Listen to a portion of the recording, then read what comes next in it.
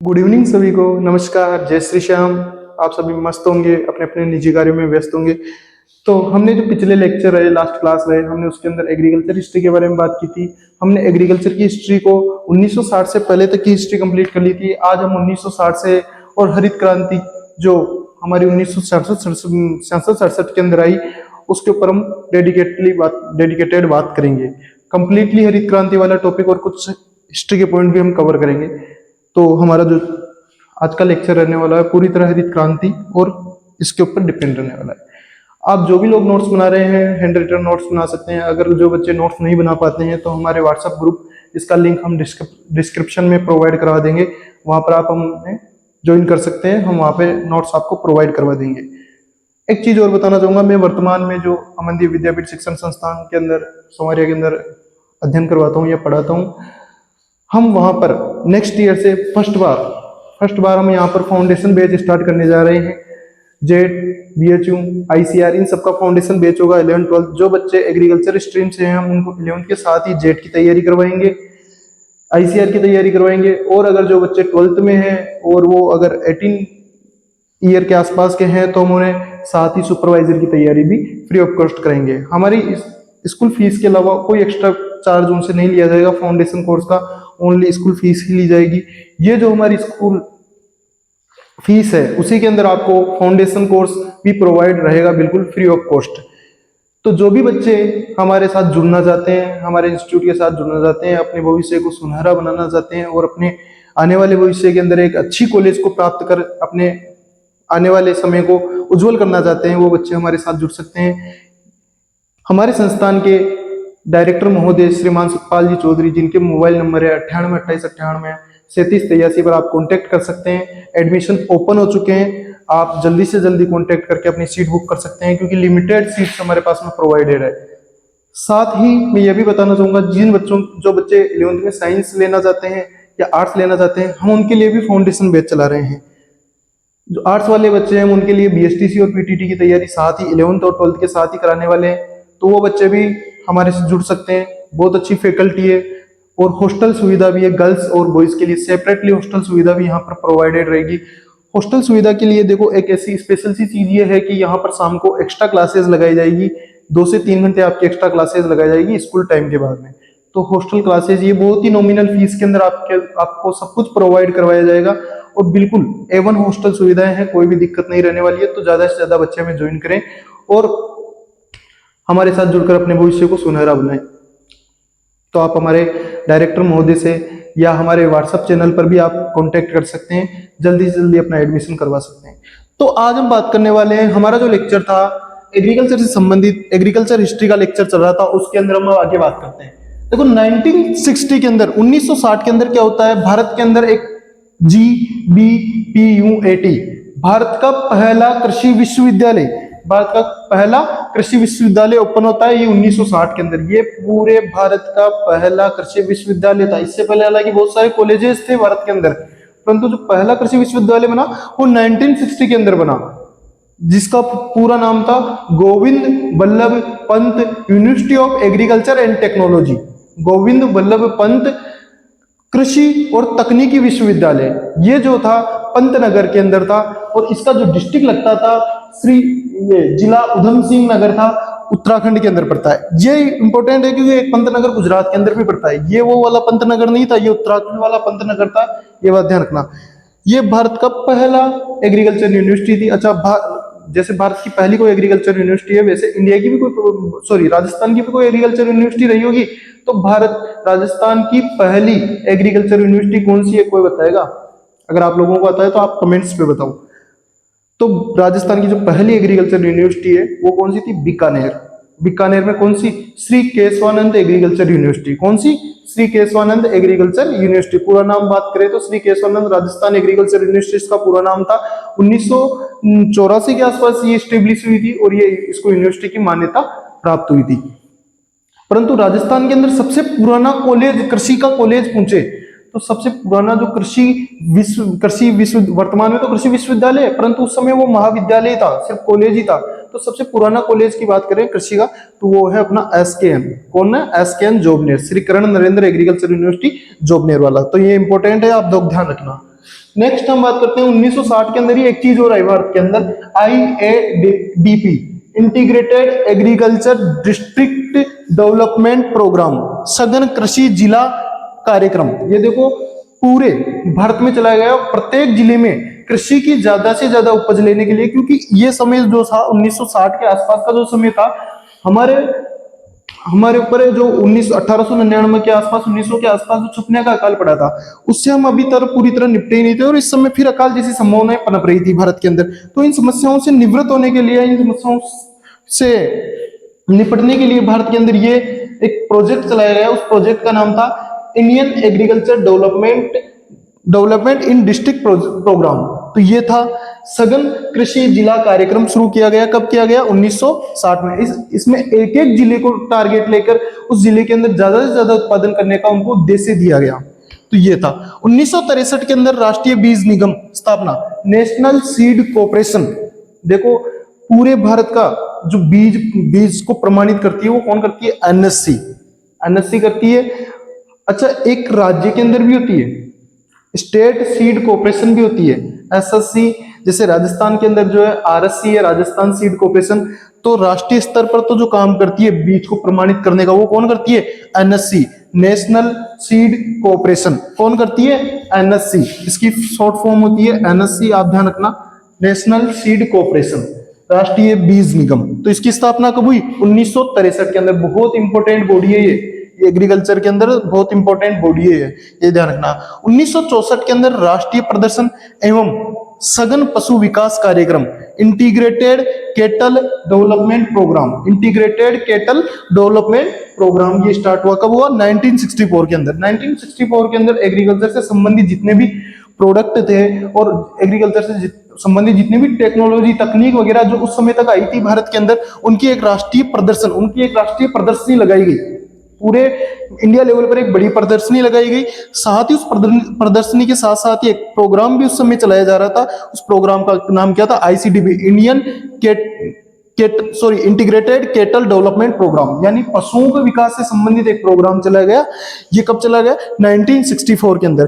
फिर हम बात करते हैं 1965 के अंदर। देखो 1965 के अंदर क्या होता है? Indian food corporation. जैसे अपनी नेशनल सीड कॉर्पोरेशन की स्थापना, एनएससी की स्थापना हुई थी, वैसे ही IFC, इंडियन फूड कॉर्पोरेशन, भारतीय खाद्य निगम की स्थापना हुई। ये कब हुई? 1965 के अंदर।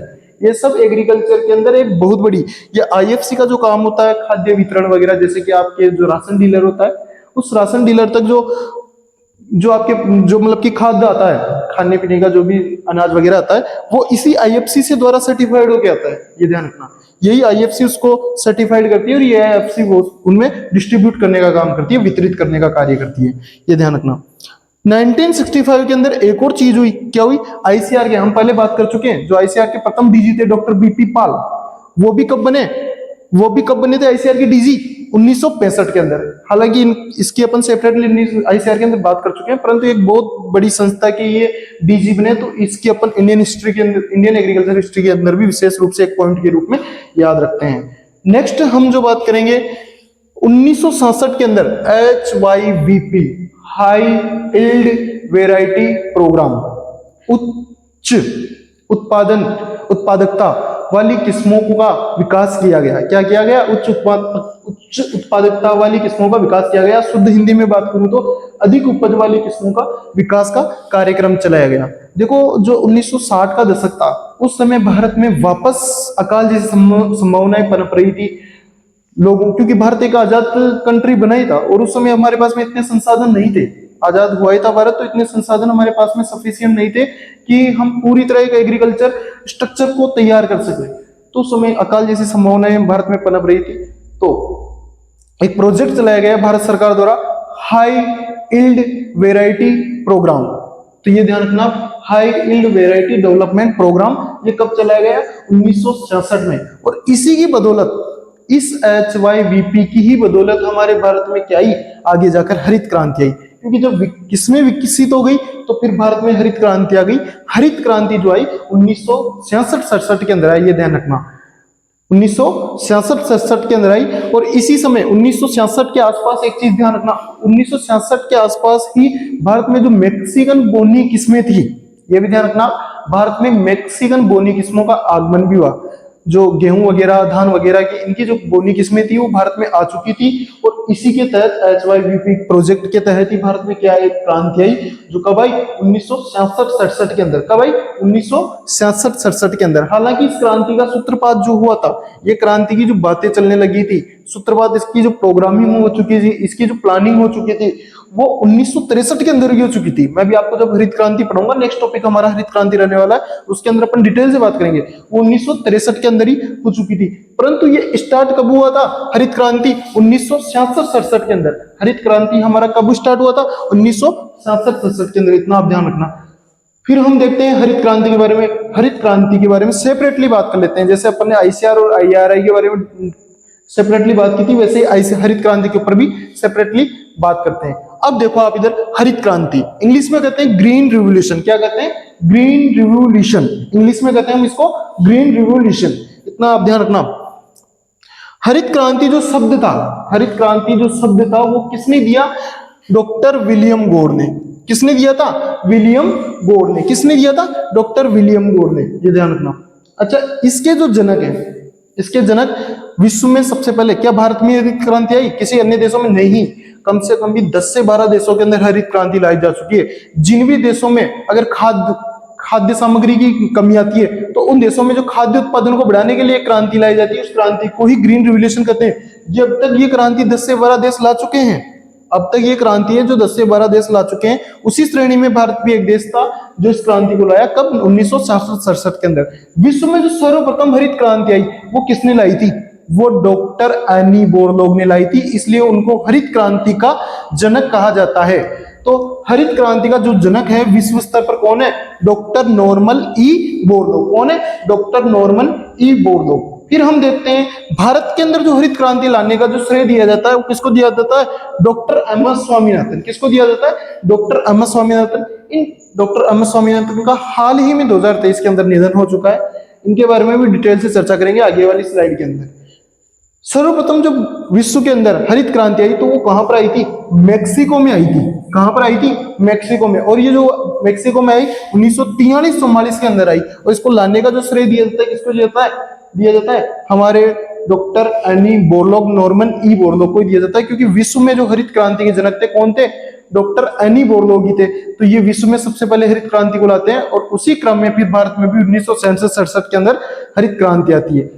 और यहां से जो मैक्सिको में जो एनी बोरलॉग ने जो लाई थी, ये विशेष रूप से गेहूं पर लाई गई थी और गेहूं की बोनी किस्मों का विकास किया गया था। अब हम नेक्स्ट स्लाइड के अंदर बात करते हैं। तो अब हम सेकंड स्लाइड के अंदर बात करते हैं कि भारत में हरित क्रांति का सूत्रपात। मैंने कहा था कि भारत में हरित क्रांति का सूत्रपात यानी इसकी फॉर्मेशन, इसकी प्लानिंग वगैरह कब हो चुकी थी? 1963 के अंदर, यानी 1963 के अंदर इसकी प्लानिंग हो चुकी थी। इसकी शुरुआत कई क्षेत्रों में हो भी चुकी थी तब। फिर हम देखते हैं भारत में हरित क्रांति का आरंभ। वास्तव में जो हरित क्रांति भारत में आई, एग्जिट जो सन पड़ता है 1966-67 के अंदर पड़ता है। कब आई भारत में हरित क्रांति? 1966-67 के अंदर। ये ध्यान रखना। अच्छा, उस समय कौन सी, देखो भारत में 1952 से जब भारत आजाद हुआ उस समय से पंचवर्षीय योजनाएं चलना प्रारंभ हो गई। तो उस समय कौन सी पंचवर्षीय योजना चल रही थी? चतुर्थ पंचवर्षीय योजना। 1952 से पंचवर्षीय योजनाएं चल चुकी थी। और उस समय जो ये कौन सी पंचवर्षीय योजना चल रही थी? चतुर्थ पंचवर्षीय योजना। क्वेश्चन ऐसे भी पूछा जा सकता है कि भारत में हरित क्रांति कौन सी पंचवर्षीय योजना के अंतर्गत आई? तो आपका उत्तर होगा चौथी पंचवर्षीय योजना के अंतर्गत हरित क्रांति भारत के अंदर आई। नेक्स्ट हम देखते हैं भारत में हरित क्रांति सबसे पहले 3 क्षेत्रों में हरित क्रांति प्रारंभ में आई। वो कौन से 3 क्षेत्र थे? ये इंपॉर्टेंट और डीप क्वेश्चन बनता है यहाँ से। वो 3 क्षेत्र कौन कौन से थे? लुधियाना जो पंजाब के अंदर पड़ता है, पश्चिमी गोदावरी, ये नदी का तट है पश्चिमी गोदावरी जो गुजरात के अंदर पड़ता है, और तंजावरू ये तमिलनाडु के अंदर पड़ता है। यहाँ पर 3 क्षेत्रों में शुरुआत में क्या हुई? हरित क्रांति चलाई गई। ये ध्यान रखना, इंपॉर्टेंट और थोड़ा ये कहीं बहुत कम पूछा गया हुआ क्वेश्चन है तो इसकी संभावनाएं बन जाती है। देखो जो भी क्वेश्चन अब तक नहीं पूछा गया है उसकी संभावना ऑटोमेटिकली ज्यादा हो जाती है, क्योंकि पूछे हुए क्वेश्चन रिपीट होने की संभावनाएं नहीं पूछे हुए से कम होती है। तो ये ध्यान रखना आप। हरित क्रांति का सर्वाधिक प्रभाव, देखो हरित क्रांति का जो प्रभाव दिखा, हालांकि भारत के सभी राज्यों के अंदर ये स्पष्ट रूप से चलाई गई, परंतु प्रभाव सबसे ज्यादा जो प्रभाव दिखा एलडी यानी उत्पादन भी सर्वाधिक हुआ, वो कहां पर हुआ? पंजाब और हरियाणा, दो स्टेट जो उत्तरी राज्य हैं, पंजाब और हरियाणा के अंदर सर्वाधिक प्रभाव हुआ। हरित क्रांति का उद्देश्य क्या था? अधिक पैदावार प्राप्त करना। और देखो एक और उद्देश्य इसका ये ध्यान रखना कि हरित क्रांति का मुख्य उद्देश्य ये था कि खाद्यान्नों के उत्पादन को बढ़ाना। ये ध्यान रखना, खाद्यान्न, खाद्यान्न सबका नहीं कि तिलहनी फसलों से इसे इतना लेना देना नहीं था, तिलहनी फसलों से कोई लेना देना नहीं था, इसे सिर्फ खाद्यान्न फसलों से लेना देना था। और भारत की जो खाद्यान्न फसलें हैं वो 6 से 7 फसलें खाद्यान्न फसलें गिनी जाती है। उनमें से भी भारत में जो सर्वाधिक खाई जाने वाली कोई अगर फसल है तो कौन सी है? गेहूं और चावल। गेहूं और चावल, आपको पता है कि उत्तरी राज्य सारे गेहूं वगैरह खाते हैं अधिकतर, और जो हमारे पूर्वी राज्य हैं और जो दक्षिणी राज्य हैं जैसे कि बंगाल वगैरह और नीचे के जो राज्य हैं वहां पर चावल वगैरह ज्यादा खाए जाते हैं। तो ये ध्यान रखना, भारत में जो सर्वाधिक खाए जाने वाले 2 खाद्यान्न कौन से हैं? गेहूं और चावल। तो डायरेक्ट रूप से मैं कहूं कि डायरेक्ट रूप से किस पर चलाई गई हरित क्रांति? गेहूं और चावल पर ही चलाई गई। ये भी ध्यान रखना आप। हरित क्रांति का प्रभाव 2 फसलों पर दिखा, चावल व गेहूं। मुख्य रूप से आई इसलिए थी, भारत में खाद्यान्न उत्पादन को बढ़ाने के लिए ही हरित क्रांति लाई गई थी, और भारत का मुख्य खाद्यान्न ये दोनों फसलें ही है। ये भी ध्यान रखना। हरित क्रांति से सर्वाधिक उत्पादन में वृद्धि, ये बीएचयू में पूछा हुआ क्वेश्चन है। सर्वाधिक प्रभाव अगर हरित क्रांति का किस फसल पर दिखा तो हरित क्रांति का सर्वाधिक प्रभाव गेहूं पर दिखा। ये ध्यान रखना। किस पर दिखा था? गेहूं पर दिखा था। ये बीएचयू 2014 के अंदर पूछा हुआ क्वेश्चन है। ये ध्यान रखना, बनारस हिंदू यूनिवर्सिटी जो एंट्रेंस एग्जाम करवाती है उसमें पूछा हुआ क्वेश्चन है। तो गेहूं पर सर्वाधिक दिखा था। ये प्रारंभ में आई भी गेहूं के लिए थी, फिर बाद में धीरे धीरे इसको चावल पर भी अप्लाई किया गया। तो ये ध्यान रखना आप। नेक्स्ट, हरित क्रांति के समय, जो हरित क्रांति जिसमें भारत में चल रही थी उसमें भारत के कौन थे कृषि मंत्री? उसमें भारत के कृषि मंत्री हुआ करते थे सी सुब्रमण्यम। इन्हीं सी सुब्रमण्यम को 1998 में ये जो हरित क्रांति चलाई, एक बहुत ही बड़ा, ये कह सकते हो कि बहुत बड़ी क्रांति थी, और इससे बहुत ये मान लो कि सफलताएं मिली। इस सफलता के लिए इनको 1998 के अंदर क्या दिया गया? भारत रत्न दिया गया, भारत रत्न पुरस्कार दिया गया। यह भी ध्यान रखना। हरित क्रांति के गेहूं की बोनी किस्मों को मेक्सिको से भारत लाया गया। देखो हरित क्रांति के लिए क्या किया गया? हरित क्रांति के लिए लिखना है यहाँ पे, हरित क्रांति के लिए गेहूं की जो बोनी किस्में थी, अरे हरित क्रांति देखो आई क्यों थी कि उस समय, देखो ये मैं समझाता हूँ, भारत में खाद्यान्न की लगातार कमी हो रही थी, और खाद्यान्न की जो कमी होने का मुख्य कारण था भारत में जो ये फसलें थी गेहूं चावल, इनकी साइज पहले क्या हुआ करती थी? बहुत ज्यादा हुआ करती थी। देखो लंबी साइज और तना पतला, अगर इनका पतला तना है और साइज लंबी है तो स्वाभाविक सी बात है कि तेज हवा में क्या हो जाती थी? ऐसी की ऐसी गिर जाती थी, तेज हवा के कारण गिर जाती थी, और अधिकांश उपज इस गिर जाने के कारण ही खत्म हो जाती है। यानी खेतों की जो अधिकांश पैदावार थी वो ऐसे ही खत्म हो जाती थी। तो ज्यादा उत्पादन नहीं हो पाता था। जहां पर 10 क्विंटल होना था वहां पर 6 से 7 क्विंटल ही रह जाता था, गिर जाने के कारण अधिकांश फसल नष्ट हो जाती थी। तो इस समस्या के समाधान के लिए वैज्ञानिकों को लगा कि हम क्या कर दें, अगर इनकी हाइट को कम कर दें तो ये हवा से नहीं गिरेगी, क्योंकि तना बेशक पतला है तो कोई दिक्कत नहीं अगर हाइट कम है तो इनकी हाइट को घटाने के लिए गेहूं की बोनी किस्मों का विकास किया गया। ये गेहूं की बोनी किस्में प्रारंभ में बनी थी, ये अपने मेक्सिको में बनी थी। मेक्सिको में भी कहा? मेक्सिको में एक इंस्टीट्यूट पड़ता है सिमिट। इस इंस्टीट्यूट को शॉर्ट में तो बोलते हैं CIMMYT, सिमिट, मेक्सिको के नाम से ही जाना जाता है। ये वहां पर एक इंस्टीट्यूट पड़ता है। इसको अपन हिंदी में बात करें तो इंटरनेशनल मेज एंड व्हीट इंप्रूवमेंट सेंटर, अंतरराष्ट्रीय मक्का व गेहूं सुधार केंद्र, इसको कहेंगे, आप लिख लेना। अगर इंग्लिश में बात करें तो इंटरनेशनल मेज एंड व्हीट इंप्रूवमेंट सेंटर, और हिंदी में बात करें तो अंतरराष्ट्रीय मक्का एवं गेहूं सुधार केंद्र। ये ध्यान रखना। वहां से गेहूं की बोनी किस्मों का विकास किया गया और ये भारत लाई गई, और फिर इनकी भारत में लगातार खेती की जाने लगी। तो वास्तव में देखा गया कि गेहूं की उत्पादन पहले से काफी ज्यादा बढ़ चुका था, ये सफल रहा। तो फिर होड़ मचने लगी। भारतीय लोगों ने भी क्या किया? बोनी किस्मों का विकास किया जाने लगा, क्योंकि एक तो विदेशों से बोनी किस्में लाई जा रही थी।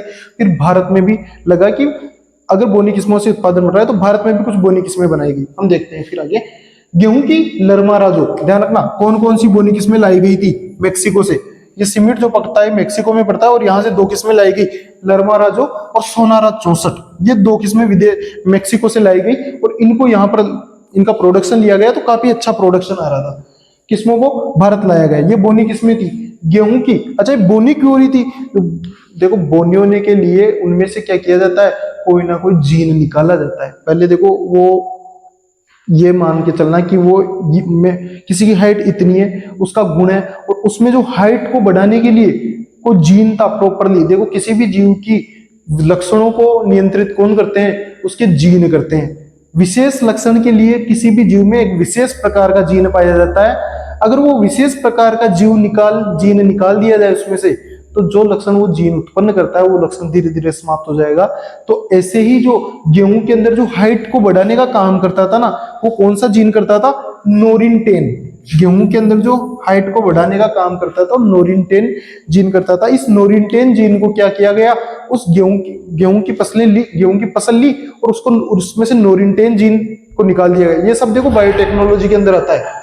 ये कि ऐसी नहीं है कि हाथ में लिया और गेहूं से जीन निकाल दिया। बायोटेक्नोलॉजी बहुत ही सूक्ष्म वैज्ञानिक क्रियाएं हैं, ये बायोटेक्नोलॉजी के अंदर आता है। तो गेहूं को में से नोरिन-10 जीन को अलग किया गया। मैंने लिखा भी है, पृथक किसने किया था, अलग ही किसने किया है, एनी बोरलॉग ने। इसलिए तो इनको ये कहा जाता है कि विश्व में हरित क्रांति का जनक इसलिए तो कहा जाता है इनको, क्योंकि इन्होंने सबसे पहले बोनी किस्मों का विकास किया, गेहूं की बोनी किस्मों का। उनमें से जीन कौन सा निकाला, नोरिन-10, ये ध्यान रखना। तो गेहूं की बोनी किस्मों के लिए उत्तरदायी जीन कौन सा है, नोरिन-10, ये ध्यान रखना आप। नेक्स्ट हम देखते हैं कि भारत में भी जब लोगों को पता चला कि बोनी किस्मों से अच्छा उत्पादन हो, तो भारत में भी होड़ मची। और जो हमारे डॉक्टर एम एस स्वामीनाथन थे, वो डॉक्टर एम एस स्वामीनाथन, उन्होंने भी क्या किया, बोनी किस्में बनाना प्रारंभ कर दी। और बोनी किस्में जो बनाई, उन बोनी किस्मों के विकास के लिए जो जीन थी, भारत में उन जीन को अलग किया गया। उससे RH1 और RH2 नाम दिया गया, पृथक किया एम एस स्वामीनाथन ने। देखो, ये यहाँ पे एक थोड़ा सा इंप्रूवमेंट करना। भारत में गेहूं की बोनेपन के लिए उत्तरदायी जीन, यानी बोनी किस्मों का जो विकास किया गया, उत्तरदायी जीन मत लिखना, उत्तरदायी जीन तो नोरिन-10 ही होती है। आप यहाँ पे थोड़ा चेंज करना। भारत में जो गेहूं की जो 2 बोनी किस्में बनाई गई, वो कौन कौन सी थी,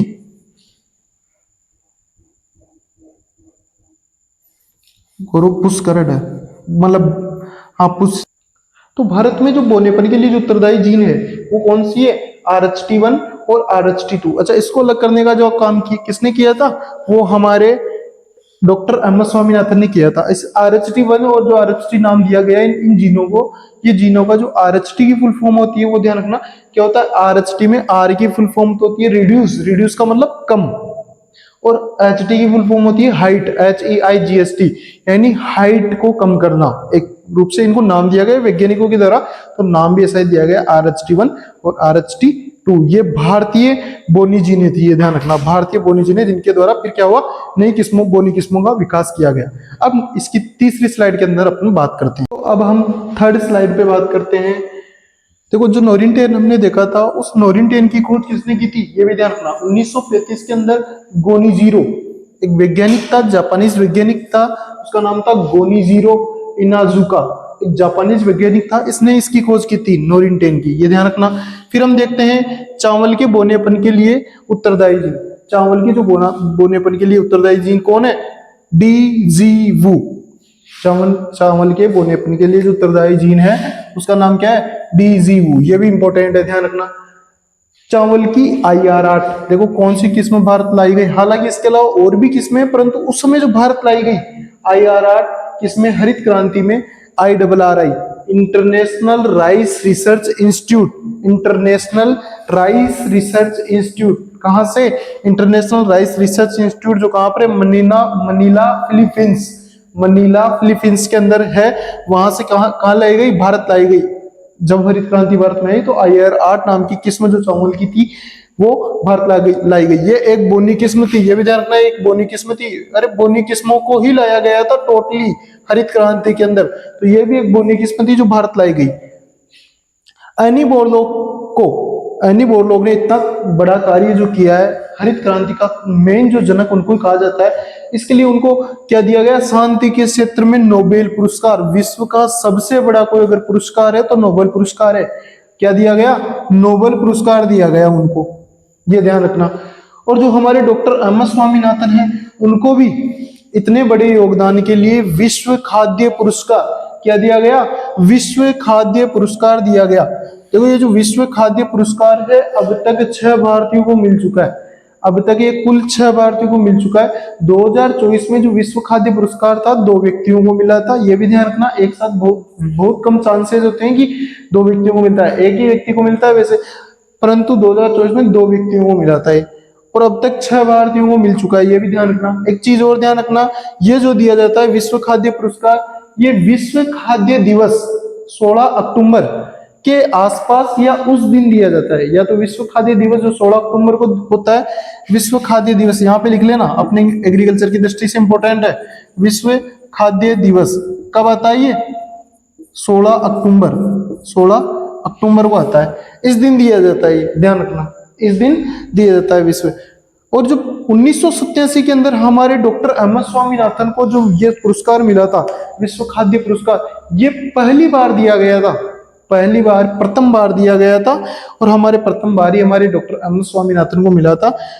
कब? 1987 के अंदर, सन भी ध्यान रखना, 1987 के अंदर। नेक्स्ट हम देखते हैं द्वितीयक। इसके बाद में जब ये हरित क्रांति सफल रही तो आगे फिर द्वितीयक हरित क्रांति भी चलाई गई। जो प्रथम हरित क्रांति जो चलाई गई थी वो खाद्यान्न से संबंधित थी, अनाजों से संबंधित थी। दूसरी जो हरित क्रांति चलाई गई वो किससे संबंधित थी? दलहनों से। जब दाल वाली फसलों में भी उत्पादन को बढ़ाने को लेकर इस उद्देश्य को रखकर क्या चलाई गई? द्वितीय हरित क्रांति चलाई गई। हालांकि उसको इतनी सफलता नहीं प्राप्त हुई। प्रथम हरित क्रांति बिल्कुल सफल साबित हुई, परंतु यह हरित क्रांति सफल साबित नहीं हुई थी, यह ध्यान रखना। अब इसके साथ ही एक चीज और ध्यान रखना, जो हमारी ये हरित क्रांति थी, प्रथम हरित क्रांति, इसको जो सफलता मिली ये ज्यादातर सूखे क्षेत्रों में और जल प्रबंधन वाले जो क्षेत्र थे उन क्षेत्रों के अंदर इसको सफलता मिली। हमने सुब्रमण्यम के बारे में बात की, डॉक्टर जो सुब्रमण्यम थे उनको भारत रत्न मिला था 1998 के अंदर। ये सारी चीजें आपको ध्यान रखनी है। इसका जो मुख्य प्रभाव रहा वो 2 फसलों पर रहा। कौन कौन सी? चावल और गेहूं पर। अगर उनमें भी सर्वाधिक उत्पादन हुआ तो किसका हुआ? गेहूं का उत्पादन सर्वाधिक हुआ, गेहूं पर प्रभाव सर्वाधिक दिखा। राज्य में देखें तो सर्वाधिक प्रभाव किन 2 राज्यों पर दिखा? पंजाब और हरियाणा पर। आपको पता है कि सर्वाधिक उत्पादन करते हैं चावल का, सर्वाधिक उत्पादन करते हैं इन राज्यों का, उन लिस्ट में टॉप स्टेट के अंदर नाम आता है। देखो जो चावल की उत्पादकता की बात करूं मैं, तो चावल उत्पादन के अंदर सर्वाधिक होता है पश्चिम बंगाल में चावल उत्पादन, परंतु उत्पादकता सर्वाधिक पंजाब की है। प्रति हेक्टेयर जो उत्पादकता है वो पंजाब की है, परंतु उत्पादन सर्वाधिक पश्चिम बंगाल में, तो ये ध्यान रखना। तो इनका सर्वाधिक योगदान रहा इन दोनों स्टेट का। और ये जो किसमें इंपोर्टेंट आई, जैसे कि IRR तो हम देखते हैं इसके अंदर, उसके अंदर लरमाराजा और सोनारा 64 ये विदेशों से लाई गई उस समय हरित क्रांति को प्रारंभ करने के लिए। और फिर धीरे धीरे हमारी भी किस्में विकसित की जाने लगी और वर्तमान में कई बोनी किस्में हैं, परंतु हरित क्रांति के दौरान तो यही किस्में थी जो आई थी और हरित क्रांति को यहाँ पर संभव किया था। तो ये सब चीजें ध्यान रखना। नेक्स्ट लेक्चर हम इसके बाद में बात करेंगे 1967 के बाद में क्या प्रतिक्रियाएं हुई एग्रीकल्चर की हिस्ट्री के बारे में आगे बात करेंगे। तो मैं आपको करना चाहता हूं कि आप लगातार स्टडी कर रहे होंगे, अगर नहीं भी कर रहे हो तो अभी भी आपके पास में समय लग जाओ। 7 से 8 महीने का समय आराम से सफिशियंट होता है। आप कंप्लीटली सिलेबस को अच्छे तरीके से भी करो ना तो 6 महीने तो खूब होते हैं, और अभी भी आपके पास में 9 से 10 महीने तो पूरे हैं। आप 1 महीना बीच में निकाल भी दो तो भी 9-10 महीने हैं आपके पास में, तो कंप्लीटली अपने आप को इसके अंदर झोंक दो। देखो बेटा, वो सीधी सी बात है कि आपके सपनों को आप सबसे ज्यादा जो प्रायोरिटी देते हैं आपके घर वाले ही देते हैं, और उनके सपनों को भी आपको पूरा करने की आपकी जिम्मेदारी बनती है। वो बहुत सारी उम्मीदें लेकर बैठे हैं आपसे, उन उम्मीदों पर खरा उतरो।